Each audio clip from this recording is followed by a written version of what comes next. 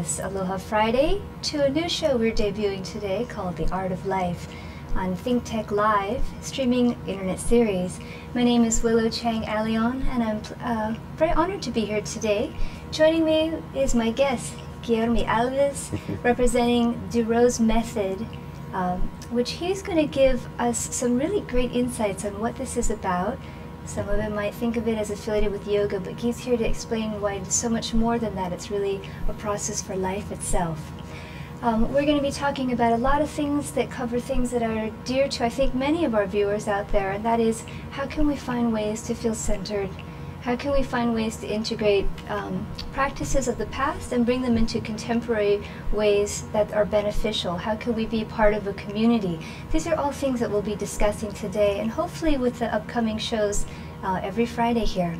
Remember that we broadcast live on the internet at 2 and 4 o'clock every weekday. All of our shows are streamed on ustream.tv and Spreaker.com.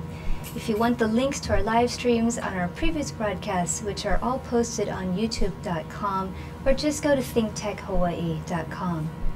And if you want to join us downtown for our studio gallery for any of our shows, please write to Jay, our producer, at jay@thinktechhawaii.com. So, now that we got that out of the way, welcome, Gui. Thank you for having me. You know, I'm actually going to start off with a disclaimer because I think that's in all fairness. I know Gui in many contexts. He is my guru. I have studied DeRose Method with him. I have also had the pleasure of working with him in theatrical and dance presentations of contexts. He's been involved with the Puja concert as well as Global Dance Cafe. He is very much a community leader in his own quiet way, leading people to find ways to bring peace and understanding in their lives. And so happy to have you here today. So happy to be here. So, yoga, we're going to use the Y word, because then you'll give you a chance to clarify. Sure. It's an ancient practice which many of you may or may not know originates from India. Thousands of years of practice involving the breath, concepts of mindfulness, dietary issues, cruelty-free eating. It's in many ways a recipe for life. That being said, please share with us how the DeRose Method is different from that, and also the origins of Maestro DeRose. Okay. Well, Professor DeRose has been teaching for about 50 years now, since the 60s. And he studied in many different schools, philosophical schools as well, before he got to find yoga at first. And so he had to go through a number of, let's say, disappointments, finding things that are not so true to what he wanted to really express in his life, until he found something that really expressed what he wanted. And he traveled to India for over 25 years to study the philosophy, to learn from teachers in India, studying Sanskrit, studying many different subjects, mantra and asana and so forth. And he introduced that to Brazil, then has been introducing that ever since. More specifically, in the 90s, we started to have many representations of our schools across Brazil, in which we got to graduate new instructors. So we work with education more than we work with just simple classes. So besides offering classes to the general public, what we really want to do is to try and continue passing on the tradition and the philosophy that he has been studying all these years to as many people as we can, keeping that same quality, that original quality. So that's basically how DeRose started, in a very short, brief way. A funny little story to tell is just that he discovered yoga because of Jacques Mayol. You know, the Deep Blue. He was a famous free diver, and in one of his interviews, Jacques Mayol said he could only dive that deep and break that many records because he practiced pranayama, so breathing education. And then DeRose realized, so this is what I've been doing. This is what I've been practicing on my own so forth. And then that's when he started studying the bibliography of yoga and getting more interested in that specific topic, which led to where we are now, many, many decades later. Super. It's some intense things. Now, please forgive me, I mispronounced that. So, DeRose, is that correct? Well, in Portuguese is DeRose. In English, he gave us the freedom to say DeRose, if we have to, because he said whatever language we are speaking, we're going to pronounce it, you know, however they pronounce the R's and the D's and whatnot. So yes, his name is DeRose, but we can say DeRose is not a big deal.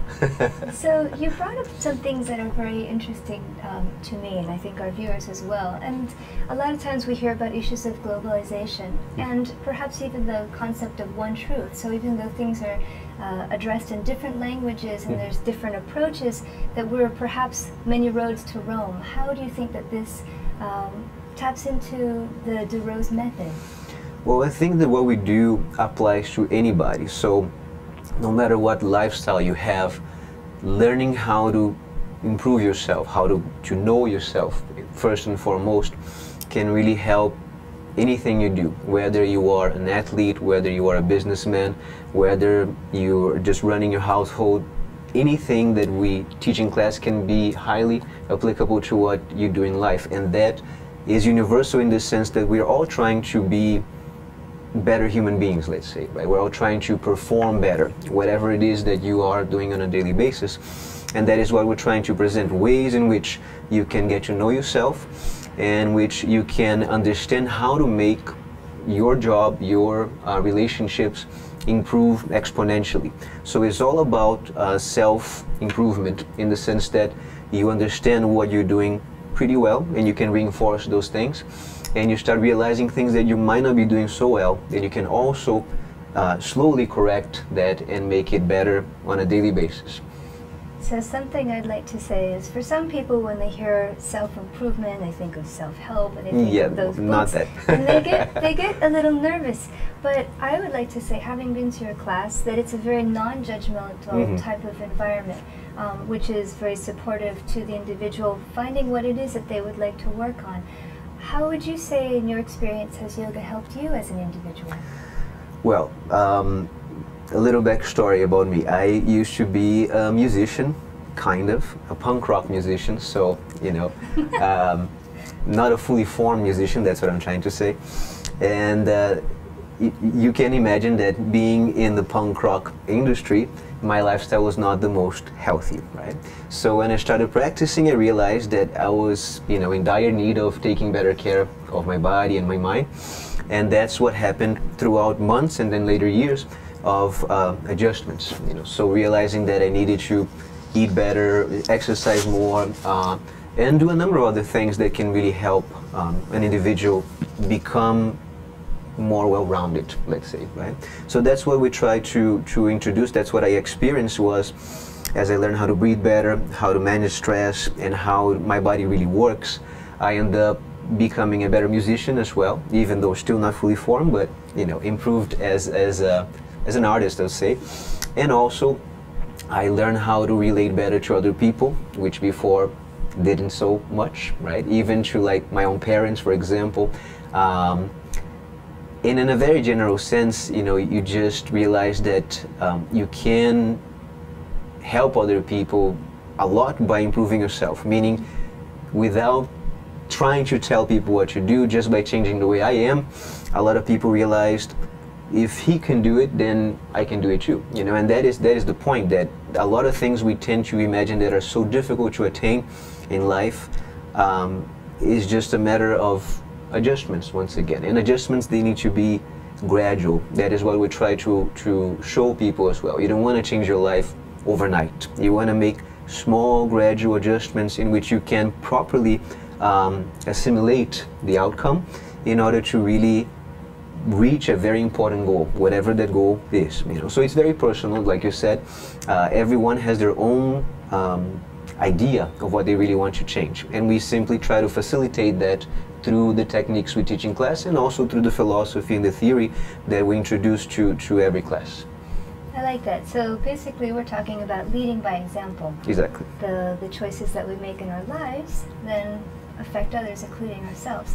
I liken it to the bookcase, and I know it's kind of old-fashioned. We're talking about ThinkTech Hawaii, but when you move one book, eventually you have to move every book. It's very rare the circumstances where you can move one book and everything somehow fits. You end up having to do this whole shift. Or for our decorator friends, if you change the carpet, you realize that the walls look like they need to be painted. So that's the beautiful thing, I think, about change, though, is that once you take that initial step, which might be something very small, many other things start this chain reaction of changes, which doesn't necessarily have to be a scary thing. So for people who are concerned or nervous about taking a class, what would you want to share with them or express in that context?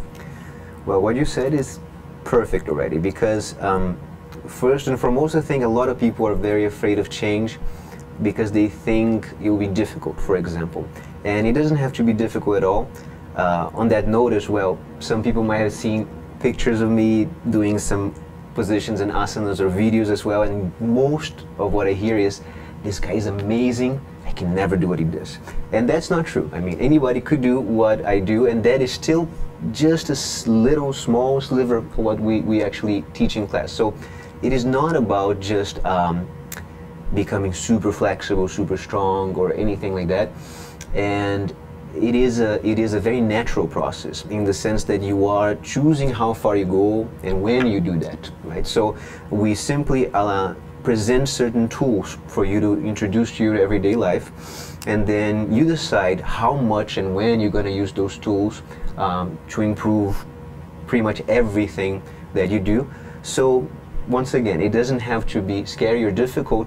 It is just a matter of being willing and open to change. If that's what you're looking for, we have all the tools for you to do it, and that is all that you really need to come to class, the willingness to learn.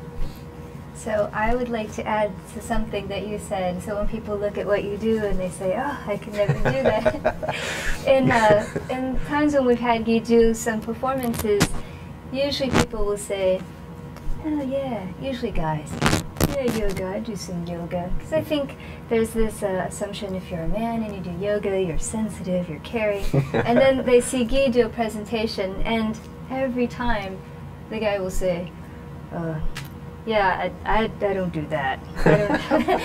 They're giving big respects to Gui. But I think what's important is, as you said, when it's done as a presentation, it's to show people and to suggest to what level it can be taken. Yes. There's never the implication that you have to be Gui, you have to move like Gui. No, not at This all. is really just a suggestion that every person has their own potential to become something wonderful, which I totally agree with. Now, I think one of the things, I'm going to just let the cat out of the bag here. Ooh, and Jay, you might be getting some intense emails, but in Hawaii, we have a culture that's very pervasive, where people don't want to rock the boat, and sometimes they might even be afraid, or they might be hesitant to strive for excellence. And there are social repercussions and concerns that people will think that they're being high mucka mucka, or the kind, or highfalutin. Who do they think they are?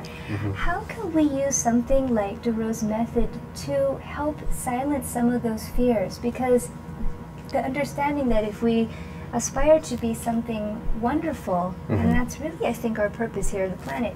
Yes. Yeah, we went there. How can yoga help in this, and how can it affect the community as a whole? I see what you're saying. You know, as an outsider, I'll be very careful with my answer as well. But I think what happens first and foremost is we live in a place in which Asian culture is really prevalent, right? And being humble is very important, and I totally agree with that. However, I see your point in the sense that maybe people take it too far, to the point that I cannot be successful, because then I'm not going to be humble anymore. I don't think being successful necessarily means you're going to stop being humble or stop helping. It should be the opposite, I think. I think you should be very successful so that you can have more than enough to share to help people around you, right? Because, you know, being humble is very important. It should always be the case, no matter how good, rich, fast you are. However, if you don't have more than enough to share, then more than likely when people need your assistance, you're not going to be able to give it. And that's very heartbreaking, right? So I think the idea here is to keep that sense of humility, no matter how far you go, no matter how, you know, how much money you make, how amazing you are in your craft, but still understand that it is important that you improve and that you live to your full potential, because you are depriving people around you from all that you could give them, basically, by not reaching your full potential. Right? Because if you did, then you could be so much more of help to your family, to your friends, and to the community at large, just because you have reached that point. I don't know if that totally addresses what you're saying. I think it does, and I have to commend you, because it can be a very challenging question. Sometimes it's like walking on little landmines, but I think that there's a great depth in your answer. Thank you. I agree. Thank you. We're going to take a short break, and we're going to be right back.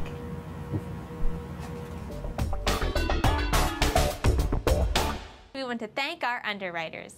Hawaiian Electric Company and its affiliates Maui Electric on Maui and Hawaii Electric Light Company on Hawaii Island are deeply committed to the communities they serve. Galen Ho is a senior executive of BAE Systems, a global defense, security, and aerospace company. The High-Tech Development Corporation, the state's leading technology agency, attached to the Department of Business, Economic Development, and Tourism. Castle and Cook Hawaii, with a time-honored legacy that spans more than 160 years and revolves around its mission of investing in Hawaii, creating communities, and providing for the needs of our state. Hawaii Gas, formerly the Gas Company, a proponent of the Liquefied Natural Gas Initiative, helping Hawaii achieve its transition to clean energy and a better energy future. Collateral Analytics, a Hawaii-based tech company empowering the real estate industry with greater and faster access to the tools and data they need to make better informed property investment decisions. I'm Nicole Horry. Thanks so much for joining us on ThinkTech. I'm Maria Kashem. See you next time. Welcome back, and thank you for joining us on this Aloha Friday. My name is Willow Chang, and they're giving me a whirl here on a show that I'd like to call The Art of Life. And I'm very honored to have as my first guest Gui Alves, representing DeRose Method, also known as DeRose Method. And it is a series of movements that also help benefit the life of the person who's practicing it. You have a wonderful book here, and I'd love for you to have a chance to share with us what this is about. Sure. This is just a small little booklet that explains what the DeRose Method is. It is actually the first book we're able to translate into English. And it is not a technical book. It's basically just a little bit of theory about how the DeRose Method can change someone's life, and the concepts that we use to do that. And mostly, like we discussed before, is about behavior. So educating yourself to become a better human being, never through any kind of repressive techniques, let's say, and more so basically just learning how to take care of your body and your mind a lot better, so you can realize all the little things that you are doing on a daily basis that are really helping that to improve. For example, even the amount of hours you sleep, the kind of food you eat, how much stress you have, which could be too much or too little. All of those things, for example, can really help or prevent you from improving. And once you start practicing the DeRose Method, you start realizing the things that you need to have more in your life and some things that you gotta have less. And that is basically what the book is explaining, and in a very short, succinct way is that what we're trying to teach in every class as well. So I wrote a little note here, and I wrote, "To conquer the mind, the body follows." So I'm a dancer as well. I've done many different ways of studying somatics because I think there's so much truth in this, and it's surprising and sad that we've kind of reached a realm where in schools and with education, one of the things that kind of gets the cut would be PE or physical education. When there's this disconnect between the body and the mind, I think there's what we call dis-ease, and people call that disease. I was reading in the newspaper today that there was a study that people who are worried about money matters, and hey, I'm an artist, I know exactly what that's about, but they said when people are worried about financial matters, they said that you have about 13% IQ drop Wow. that is representative of this stress that occurs in the body. And they liken that to the equivalent of not getting a good night's sleep or similar to jet lag and what have you. So here we have different types of scientific things that show there's a connection clearly between the body and the mind, whether it's chanting, whether it's prayer, whether it's breathing, exercising, getting the heart rate up. What do you think is when you meet people and you explain to them what it is that you teach and do, and you find that there's some resistance, what do you think is a result of that? Do you think people think that they have to look a certain way, that they already have to be good at this, that they have to be a natural athlete? If there is resistance, what could you say to encourage them to just try and take a class? Well, first is what we discussed before. People a lot of times have seen me perform, have seen pictures of it, and they just think this is difficult, this is going to be really hard, which is not the case. Not to say the class is like a walk in the park, but it's not going to be as hard as in the pictures or the videos you see. You know, and once again, that's just a small thing, a small section of what we teach. We teach 7 other techniques that are very different than just body movement, that allows you to connect and expand awareness, let's say consciousness, through the technique itself.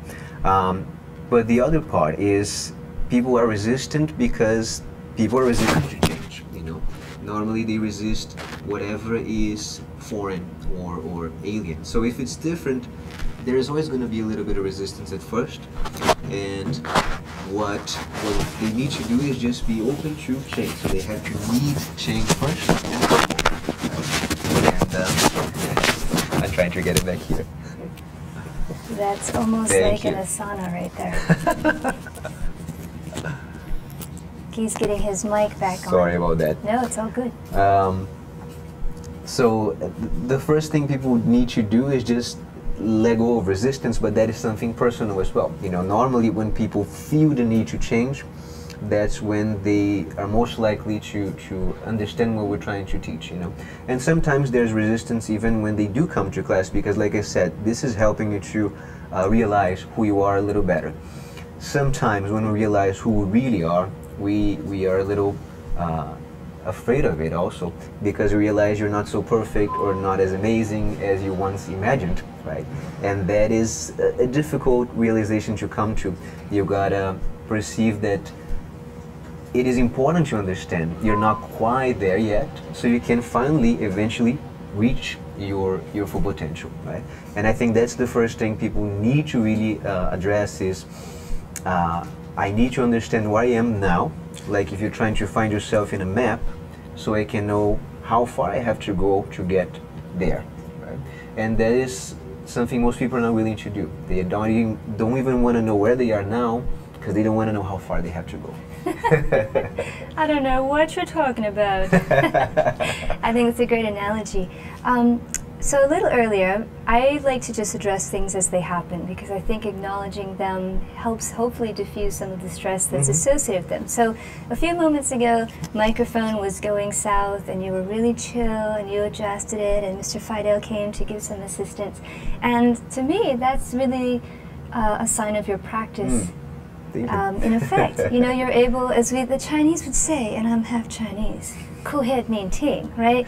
You want to stay cool, calm, and collected. You can't let every little thing in life upset you and rock your boat. So I commend you for that. Something else is that the ability to be adaptive. And this is something that's really important today, and it always has been. Some might call it social Darwinism or survival of the fittest, what have you. When I've taken your class, something that really surprised me in contrast to other classes is that it is never the same class.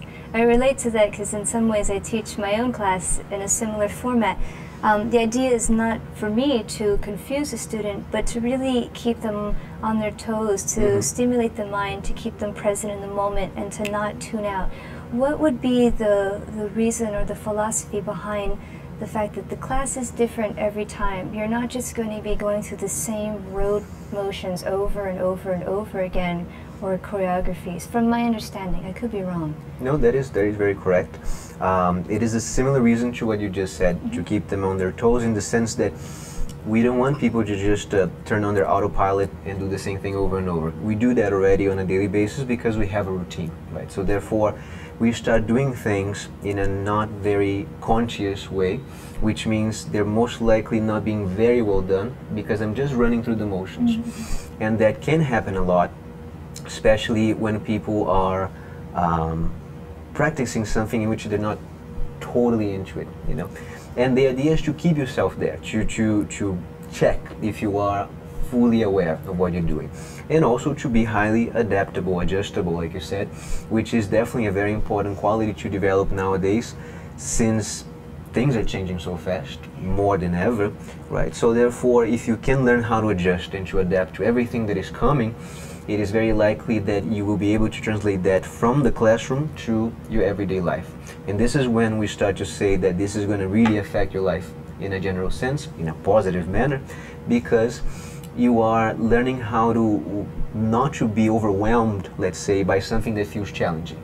The positions will be challenging for sure, right? So the idea is not to allow that feeling of challenge to make you feel uncomfortable, to make you feel aggravated or stressed.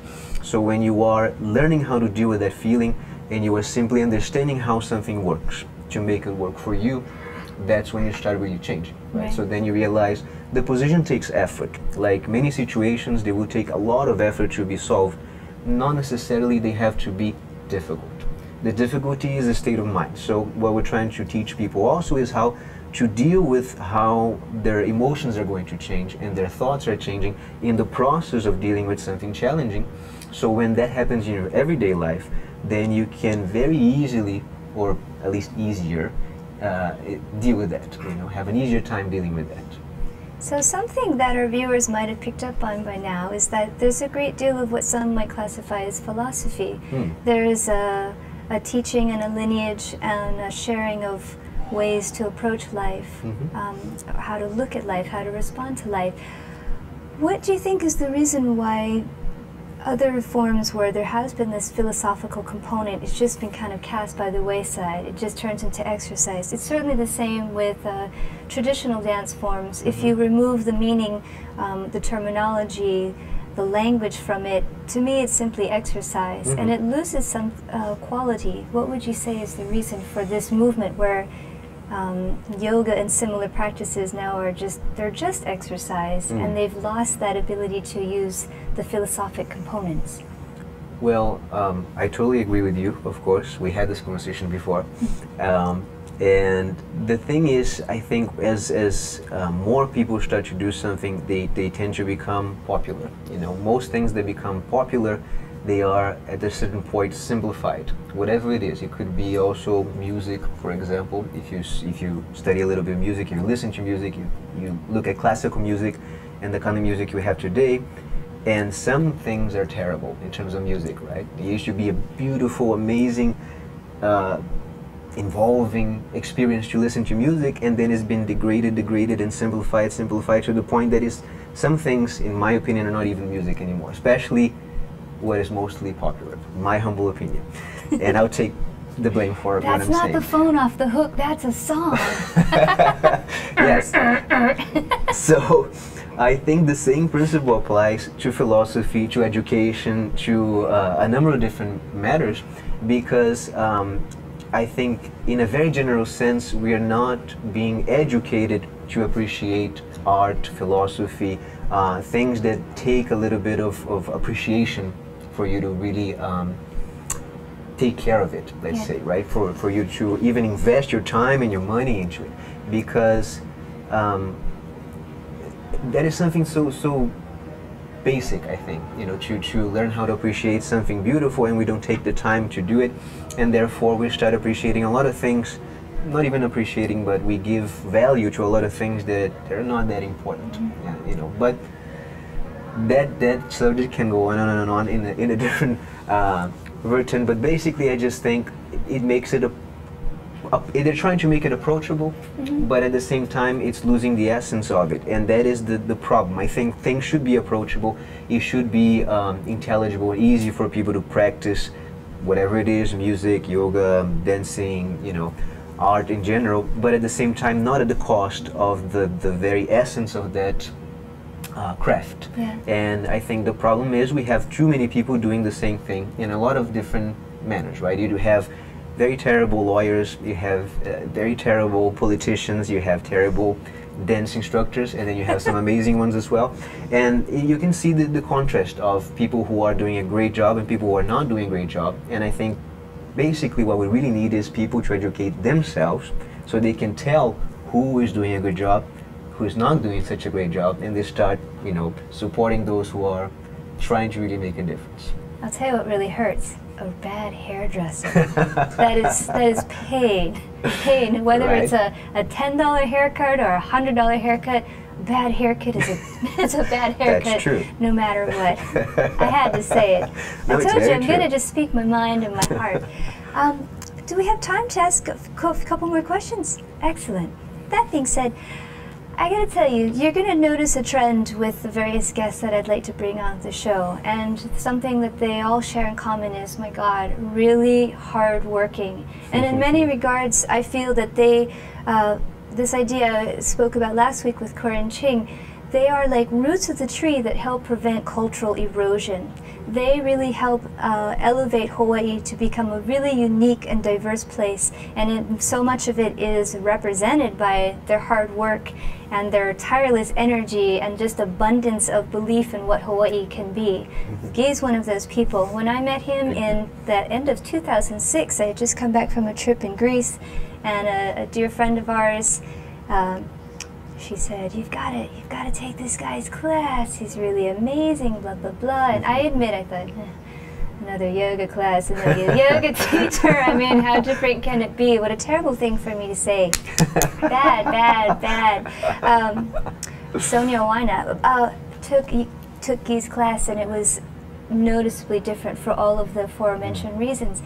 Gui works really hard, and he is probably one of the hardest working people I know. If you see his schedule and you see him shuffling all over different corners of the islands teaching his classes, I mean, I think at one point I counted, I admit, I went to your website, he was teaching like 17 classes a week. Okay, now a 17-hour class, let's do the math here. That's time to get to class, prepare for class, teach your class, conduct your class. Then there's all the talk story time, because I've seen the queue is so lined. Everybody wants to talk story with Gui, and it's crazy. And yet he manages to fit in all of these various activities. Surfing, he's donated his time to many educational and charitable events and what have you. I got to boast on your behalf, because in this time period since 2006, you have sponsored several retreats with visiting instructors from Brazil and across the world for the DeRose Method. You can tell us about that. You've also opened up your new studio in Chinatown. You also have weekly events or monthly events that happen on Wednesday. There is a whole plethora of stuff that you're doing. So use this time. Let's hear about it. Well, first and foremost, thank you for all your compliments. I try to work hard, even though I try to surf as much as I can too, so I'm not gonna lie. But in any case, I've been here since 2006 now, and since then I've been trying to introduce the DeRose Method to as many people as I can, teaching all over the island pretty much. And recently we're able to open our own studio here in Chinatown, which is an accomplishment for me to really be able to have my place and do really what I believe and how it should be. Because, you know, working in teaching external classes, sometimes you cannot do exactly what you want. So it really helps me to have a space where I can do just what I want. And I've been also doing this event called the Rose Culture in Hawaii, which we have it all over the world. We have it in Paris, in Portugal, in London, in Brazil, and so forth. And we're going to have one in New York now in October as well. And it has been amazing for me to be able to do that, because one, I can fly a lot of my friends in here and just have a blast, you know. And we, besides teaching, learning, and everything, we get to hang out and be somewhat of a family, which is how I see all of those friends. And I was also even able to bring DeRose himself at least once so far here to Hawaii, and so he could teach a workshop, which was a huge pleasure for me. He is the reason why I started all this, right? And it's an honor for me to have a living teacher that I can really be in touch with and welcome him into my home, take him out to dinner, you know, and just have, you know, random conversations in which we actually end up learning so much more than just sitting in a classroom or reading one of his books. So in any case, I've been very fortunate. I feel very fortunate to be in Hawaii, to have people's openness, let's say, you know, people willing to have me in their classrooms, in their schools, gyms, spas, and so forth, and especially my students who have been with me sometimes, some of them since the very beginning, some of them have been here with me for 7 years already.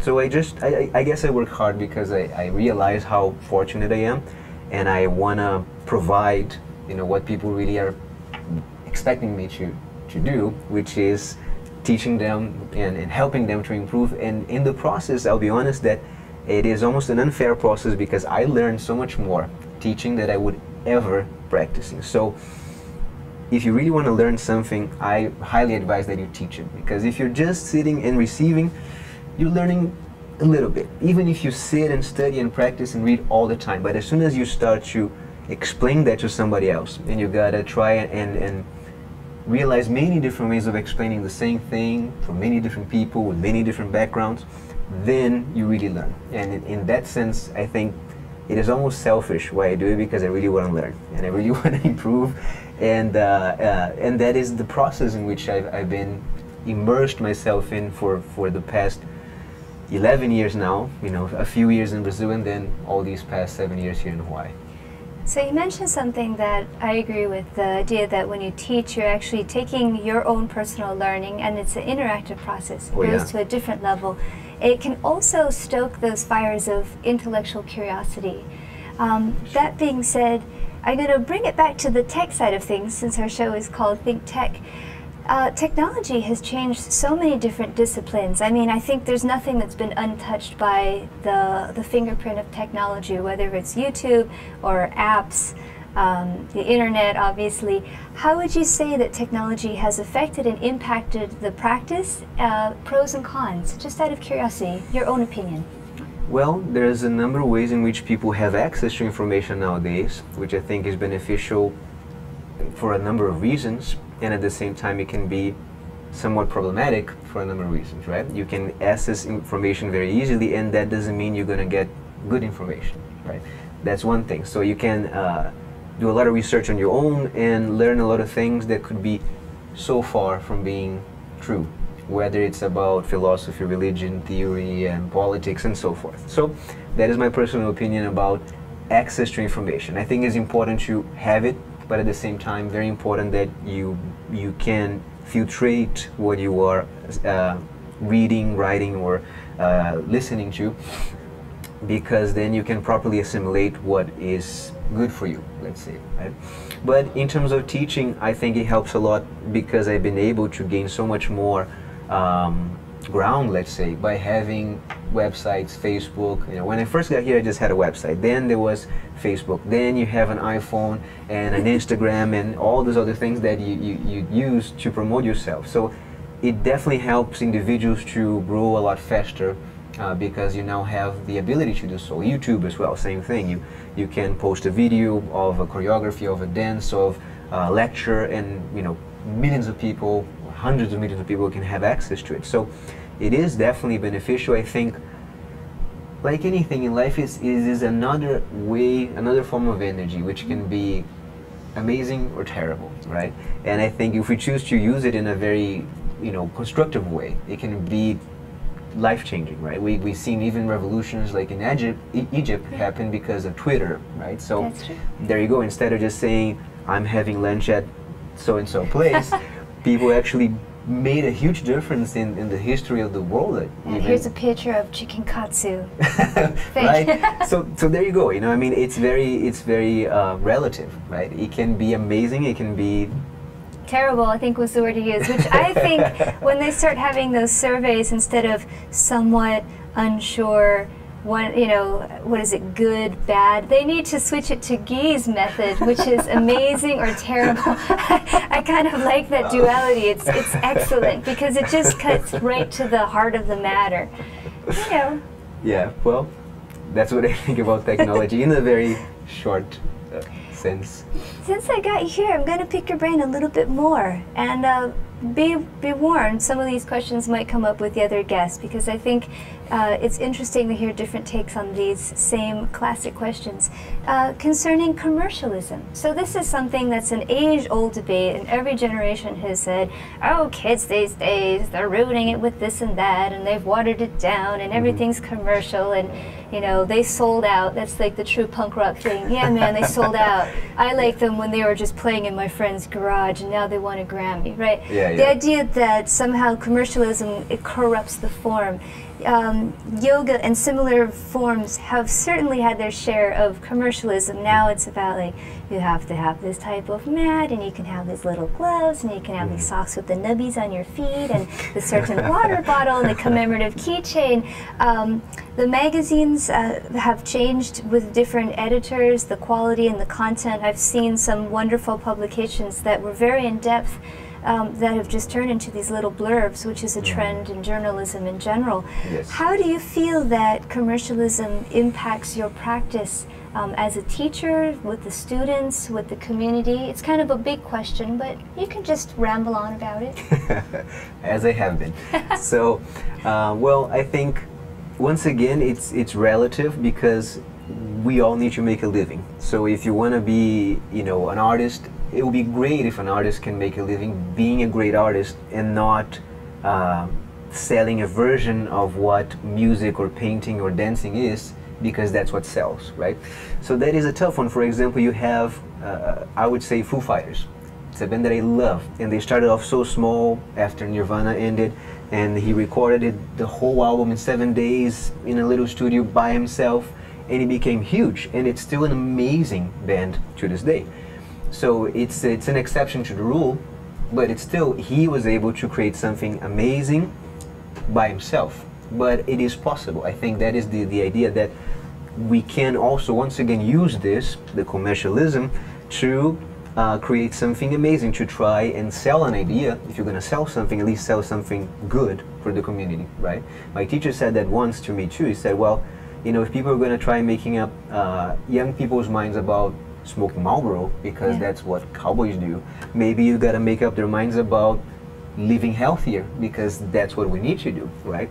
And it's not to like make up somebody's mind in the sense of not allowing them to choose, but giving them the opportunity to choose, and then showing them that it's possible to live a decent life without selling out, for example, right? That's what we're trying to do with this. We're trying to teach the same philosophy that has been taught for thousands of years without selling out, right? And it is a tough process, right? Of course, I could get, and I'm gonna step on some toes here, get a heated room and teach hot yoga for hundreds of people every day, and a bunch of people would sweat and lose body weight and feel flexible right away and probably get injured in the process.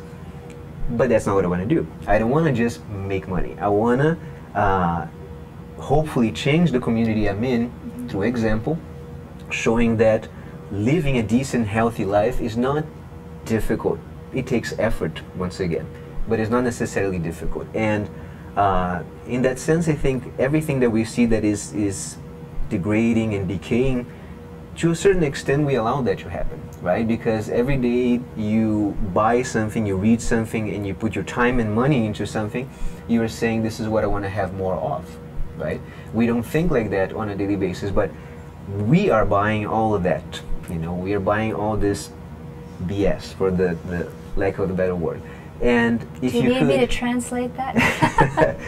And if you choose to buy good food, good money, good services, good music, and so forth, right, you would start seeing that change. I think we can see some of that. For example, you can go, I don't go Costco, I don't have a membership, but I hear from a lot of my students, you can go there and buy a lot of vegetarian options, a lot of organic food nowadays. Quinoa salad. There was nothing like that before, because nobody bought it, right? Nobody asked for it. But as soon as people start asking for quality, the market has to respond, right? And that's the point. I think if people are educated enough to understand, I don't have to consume this just because it's cheap.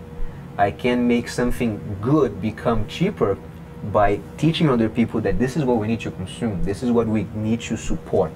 And this is the kind of education I think we need, and we're hopefully helping people to attain it, in the sense that you need to learn where things are coming from and what effect they have over your life, your community, and so forth. Otherwise, you might end up supporting a lot of things that are, taking away from your own livelihood, taking away from your own environment a lot of times. And it is just a matter of really choosing how you spend your money. Not just your money, but also your time and everything else that you have to give, let's say, you have to choose very often. What he said. I heard the omniscient voice of God that we have to take a little bit of a break. Take a little break and we'll be right back. Aloha, I'm Jay Fidel. This is ThinkTech Hawaii, broadcasting live from the Pioneer Plaza in downtown Honolulu. We raise public awareness about tech, energy, and globalism in Hawaii. Technology is critical to our state. A vibrant tech sector will give us new prospects in the global marketplace and will offer great careers and make our economy more resilient. Streaming live on Ustream and Spreaker, ThinkTech allows its hosts and guests invaluable opportunities to report important events and discuss important questions, and to be heard here in Hawaii and around the world. You can find links to our live streams on thinktechhawaii.com or on our mobile website, m.thinktechhawaii.com. And you can see our archive on YouTube. It's all just a click away. We want to do whatever we can to keep Hawaii relevant, connected, and thriving in the complexity of the 21st century. We hope you will help us in those efforts. Tune in today. This is ThinkTech. I'm Jay Fidel. Mahalo. Aloha and welcome. If you're joining us, you're going to catch the tail end of our show. New show here on Friday called The Art of Life. I am your host, Willow Chang, and sitting with me, Mr. Gui Alves, representing DeRose Method, the Hawaii chapter.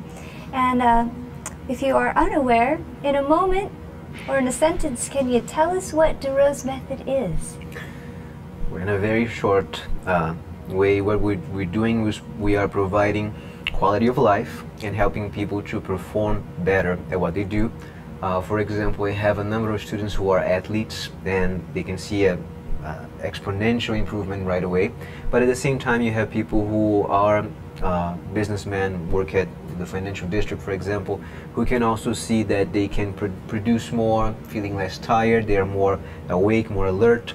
So what we're trying to help people do is to perceive that they can exponentially improve the way they live their lives, how they take care of their families, for example, how much they understand life in a very general sense through the practice. So basically teaching how to improve your quality of life and improving performance in every aspect of your life. Wow, sign me up. I like that.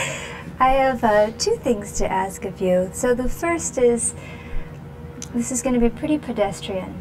As if people are not aware, Hawaii's got a huge problem with traffic. I mean, it's reached a point where it's pretty much impossible to avoid traffic regardless of where you live or what time of day it is. That being said, if you do drive a car, you're going to be stuck in traffic.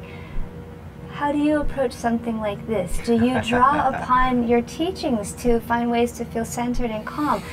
Traffic doesn't really get under my skin unless I have to be somewhere, but I like to use music and I breathe. But everyone probably has a different format, and I'm curious, what would you do to remain in the moment and not feel hot-headed or frustrated? Do you use something that you've been taught or that you teach your students? Well, I'll be honest to say that traffic does get under my nerve. So to break a stereotype also that somebody like me wouldn't get upset about anything, there's two things that get me upset. One is traffic, and two is crowded lineups when you go surfing, which is also something you cannot avoid surfing in Hawaii. However, what I do helps me to catch me while I'm doing it. For example, not that I don't ever get upset. Sometimes I will. And sometimes I will get aggravated, but at least I realize this is happening, and then I can slow down, take a deep breath, and think, okay, yelling at my steering wheel is not going to make this guy get out of the way. What? Really, it's not. Trust me. So as you start to realize that your behavior is foolish, right? That you're wasting your time, your health, your energy by yelling at the steering wheel or getting upset about somebody that burned you on a wave. Then you just learn how to let it go, and that's basically what it is. So it's not like I'm gonna let it go because I need to be calm and patient and never make a fuss about anything. Yeah. I'm gonna let it go because it's bad for me to get aggravated, right? So that's a misconception that people think like, oh, I have to be calm and patient all the time because that's how life should be. No, that is repressive, and you're gonna most likely do that for a while until you blow up at something or somebody for no reason whatsoever, right? Yeah. So what we're trying to do is understand this is not serving me, this is not helping me to feel good, therefore I shouldn't be doing this anymore. And it's not going to happen overnight. Like I said, I still get aggravated. So every time I get aggravated, I think to myself, this is not going to help, this is making me feel bad. You know, when I reach the place I need to reach and teach my class, for example, I need to be in a good headspace to teach a great class. Therefore, let's not get aggravated. Let's understand that this is how it is. There will be traffic. There will be people who are terrible drivers. There will be surfers who are just not caring about your experience surfing. And that is a fact. And if I can understand that that's how it is, I can adjust to that. So once again, going back to being adjustable, being adaptable, I think that's when you start seeing it really making a difference, right? And Yeah. once again, I've been doing this for 11 years. Still not quite there, you know, so it takes time, and that's what I want you to understand. It will take time. However, you start to perceive where you can improve, and you start to use certain tools to make that happen along the way, you know. So not by feeling really bad, oh, I shouldn't be upset, shucks, you know, this is really bad, how can I? No, I was upset, I was aggravated, maybe even said something I shouldn't have said. However, now I understand that this is not how I should have behaved, and next time I will try to catch myself sooner, Yeah. hopefully before I say that, before I lose my temper, so I don't waste that much time, energy, effort into doing something that is not going to lead to anything. I like it. Gui for president. Presidente. So you're so wonderful because you've agreed to be on this first show. And when I was at home thinking of what I would like to ask of my guest, and perhaps as a weekly thing, I wanted to ask everybody, what would you like to see for Hawaii? Yeah, think of it like you're telling Santa Claus or your hopes, your intentions, because we're all invested in Hawaii. We love Hawaii. We've some of us were born and raised here. Some of us chosen to make this our home. Some have returned. Regardless, we're all here for various reasons, and the thing we have in common is we love Hawaii. That being said, what would you hope for or wish for Hawaii as a state and as a community? Well, in a general sense, I hope that we learn how to use the resources better. We live in an island. So What? first and foremost, there's a lot of things we could do better, right? We waste a lot of things. We have too much trash, for example.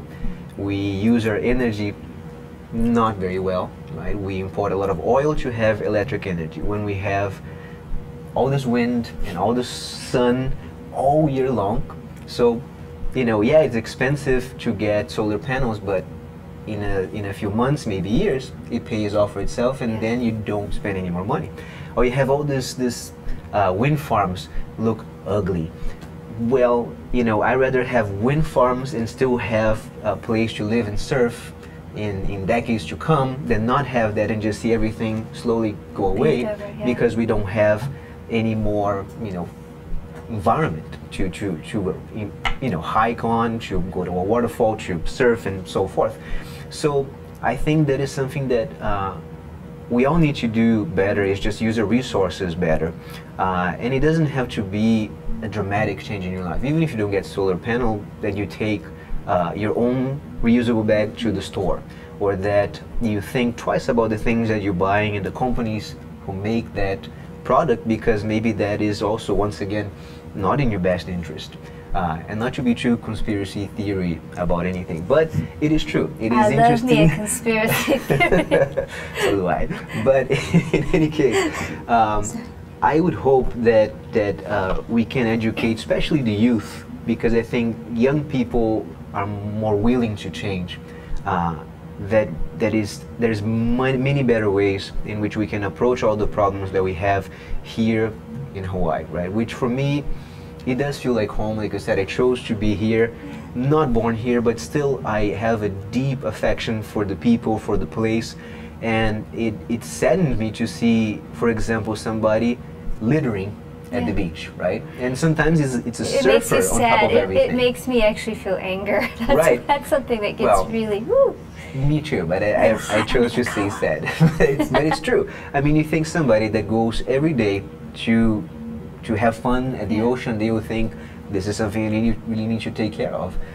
And they don't. You know, it's amazing. They imagine it's just going to be there forever and ever, but that's not quite the case. So I really hope that people just can have access to the education that allows them to understand how to use the resources better, so we can keep this place beautiful as it is, or hopefully we can make it even more beautiful by continuously taking better care of it. Absolutely. And you said something that was of interest, because we discussed this last week again with former Representative Corinne Ching, and I brought up the idea that stewardship, to have an affinity, a love for a place, it's not a matter of like where your passport is from or your driver's license. You can still have a great love for a place and take care of it, whether you're on the ground, or if you're helping out online, or you're staying in touch with your auntie, you're finding out what's going on, you read the newspapers. There's so many ways to take care of a place, and in addition to that, you have to start with taking care of yourself. When you take care of yourself, you're actually in a position to take on the stewardship of taking care of a place. Couldn't agree more. Gosh, he's awesome. Vote for Gui.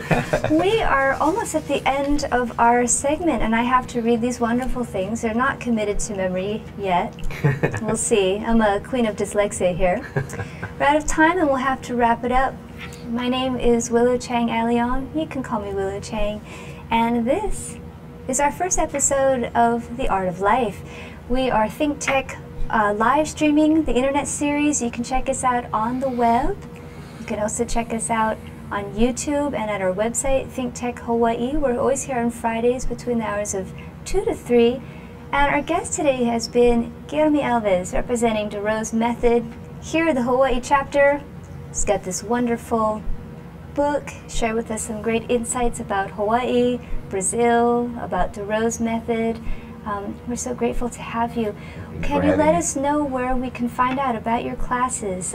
Give us that directive. Yes, well, you can easily just go to DeRoseMethodHawaii.com, and we have a full website with a lot of content, even a little bit of theory about what we do. We have a full schedule over there, address, phone number, everything. And the first class is actually free. If you go to the website, you can just sign up. There's a little form, and you put your name and your email address in the class you'd like to attend, and you can come to your first class and even get one of these books for free the first time you come as well. So don't feel intimidated. We'll be very happy to have anyone that is willing to learn a little bit about what we are trying to teach. Excellent, excellent. Thank you so much, Gui. Thank you. It's been a pleasure. Just wanted to let you know, if you want to get our email and our social media program advisories, you want to click on the link on thinktechhawaii.com. If you'd like to be a guest, a sponsor, or an underwriter, please contact Jay at thinktechhawaii.com. And if you want links to our previous live streams or previous broadcasts, you can use USREAM. Woo! Spreaker, or just on YouTube. Go to thinktechhawaii.com. And don't forget to check out Facebook. I think we're hovering under 200 likes. People, we can do better than that. I guarantee it. Click like on Facebook. Check us out there. Have a wonderful weekend. Thank you, Gui. Thank you. And we'll see you soon. Aloha and imua. Aloha.